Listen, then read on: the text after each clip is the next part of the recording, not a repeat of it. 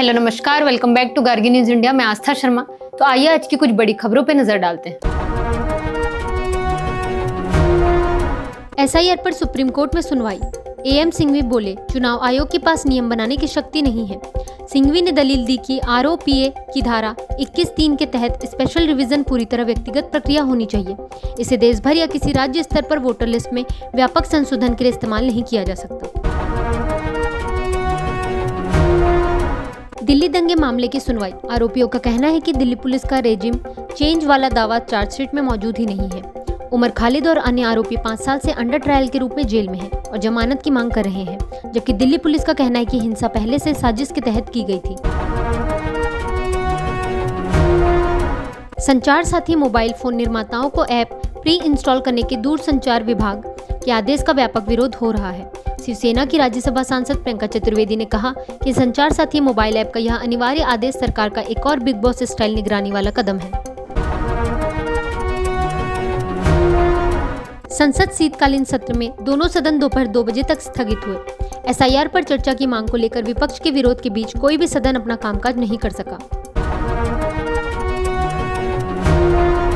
संचार मंत्री ज्योतिरादित्य सिंधिया ने संसद में कहा कि संचार साथी ऐप को उपयोगकर्ता चाहे तो डिलीट कर सकता है और यह पूरी तरह वैकल्पिक है।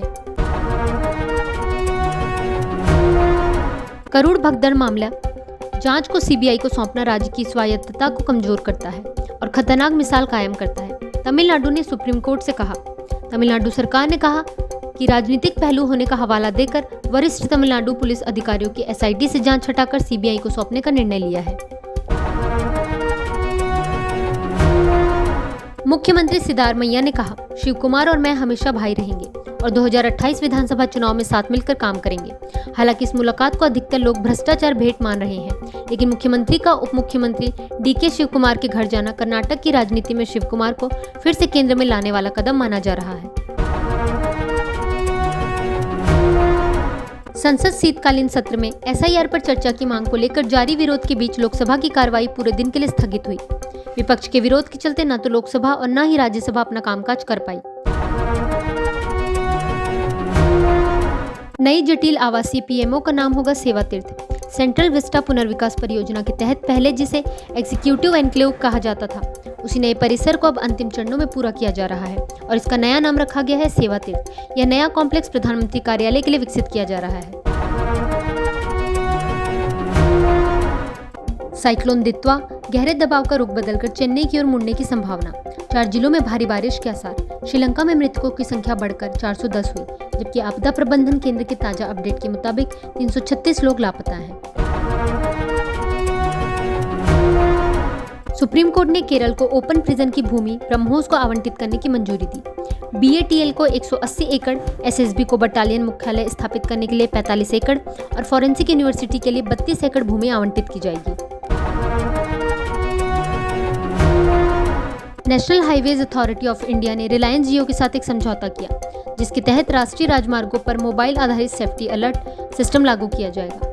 यह सिस्टम सड़क उपयोगकर्ताओं को हादसा प्रवण क्षेत्रों, आवारा पशुओं वाले जोन, कोहरे से प्रभावित इलाकों और इमरजेंसी डाइवर्जन की जानकारी देगा। अलर्ट एसएमएस, व्हाट्सएप और हाई प्रायोरिटी कॉल्स के जरिए भेजे जाएंगे। खड़गे, सोनिया, राहुल और अन्य विपक्षी सांसदों ने संसद परिसर में एसआईआर के खिलाफ प्रदर्शन किया। कांग्रेस नेता मल्लिकार्जुन खड़गे, सोनिया गांधी, राहुल गांधी, प्रियंका गांधी वाड्रा और डीएमके के कनिमोझी व टीआर बालू सहित कई विपक्षी नेता संसद के मकर द्वार के सामने विरोध प्रदर्शन में शामिल हुए। पुरातत्व के मोहम्मद ने कहा, बीजेपी ने सांस्कृतिक धरोहर को प्राथमिकता नहीं दी। मोहम्मद ने कहा कि जब बीजेपी सत्ता में आई थी तब उम्मीद की गई थी कि ऐतिहासिक स्थलों के संरक्षण, सुरक्षा और खुदाई में गुणात्मक और मात्रात्मक सुधार होगा, लेकिन ऐसा नहीं हुआ। ईडी ने फॉरेन एक्सचेंज मैनेजमेंट एक्ट के तहत रांची के चार्टर्ड अकाउंट और संदिग्ध हवाला ऑपरेटर नरेश कुमार केजरीवाल के ठिकानों पर छापेमारी की है। यह कार्रवाई रांची, मुंबई और सूरत में उनके परिवार के सदस्यों और सहयोगियों के स्थानों पर एक साथ की जा रही है। भारतीय सशस्त्र बल और वायुसेना अपने मौजूदा हीरो MK2 ड्रोन के अलावा अधिक satellite link hero MK2 UAV की आपातकालीन खरीद करेंगे।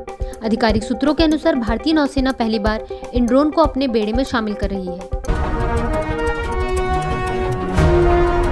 दिल्ली ब्लास्ट जांच। एनआईए ने जम्मू कश्मीर और उत्तर प्रदेश में 9 स्थानों पर छापेमारी की। एनआईए ने बताया कि दोनों राज्यों में कई आरोपियों और संदिग्धों के ठिकानों से विभिन्न डिजिटल उपकरण और अन्य आपराधिक सामग्री जब्त की गई। राहुल गांधी ने गुजरात में नशीले पदार्थ, अवैध शराब और किसानों की स्थिति को चिंता का विषय बताया और बीजेपी पर हमला बोला। उन्होंने कहा कि महिलाएं बड़ी संख्या में सड़कों पर उतर रही हैं क्योंकि अपराधियों को सत्ता में बैठे लोगों से संरक्षण मिल रहा है, जबकि उनकी खुद की सुरक्षा और समस्याओं की तरफ कोई ध्यान नहीं दिया जा रहा। पाकिस्तान के खैबर पख्तूनख्वा में घातक हमले में एक सरकारी अधिकारी समेत 4 की मौत।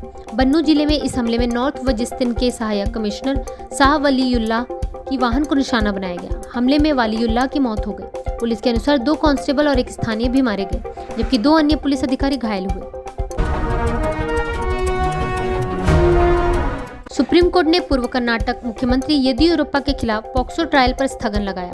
सुप्रीम कोर्ट ने आरोपों की वैधता पर सवाल उठाया क्योंकि येदियुरप्पा की रक्षा पक्ष ने पर्याप्त साक्ष्य न होने की दलील दी। न्यायालय ने गंभीर आरोपों के बावजूद पूर्व मुख्यमंत्री के प्रतिष्ठित राजनीतिक करियर को भी रेखांकित किया। संचार साथी ऐप विवाद के बीच वरिष्ठ कांग्रेस नेता शशि थरूर ने कहा कि लोकतंत्र में किसी चीज को अनिवार्य बनाना परेशान करने वाला है और सरकार को सिर्फ आदेश पारित करने के बजाय जनता को हर बात स्पष्ट करनी चाहिए।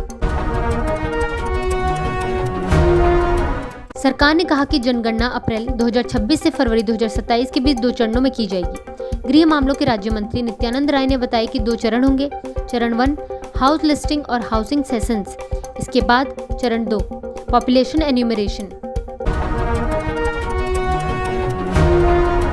संसदीय समिति ने कहा कि लगातार और प्रणालीगत चुनौतियां आईबीसी की पूर्ण क्षमता को कमजोर करती है। समिति ने विशेष रूप से यह नोट किया कि दिवाला आवेदन की धीमी स्वीकृति तेज मूल्य प्राप्ति में बाधा बन रही है और इससे परिसंपत्तियों का मूल्य लगातार घटता जा रहा है। बीजेपी ने संचार साथी ऐप का बचाव करते हुए कहा कि यह मोबाइल डिवाइस और उपयोगकर्ताओं की सुरक्षा के लिए बनाया गया है और जासूसी के आरोप निराधार हैं। बीजेपी सांसद और प्रवक्ता संबित पात्रा ने बताया कि अब तक इस ऐप की मदद से करीब 1.75 करोड़ फर्जी मोबाइल कनेक्शन पकड़े और बंद किए गए हैं। लगभग 26 लाख चोरी लापता फोन का पता लगाया गया है और 7.5 लाख फोन बरामद किए गए हैं। आंध्र प्रदेश के पूर्व मुख्यमंत्री जगन मोहन रेड्डी ने कहा कि केले माचिस की डिब्बी से भी कम कीमत पर बेचे जा रहे हैं।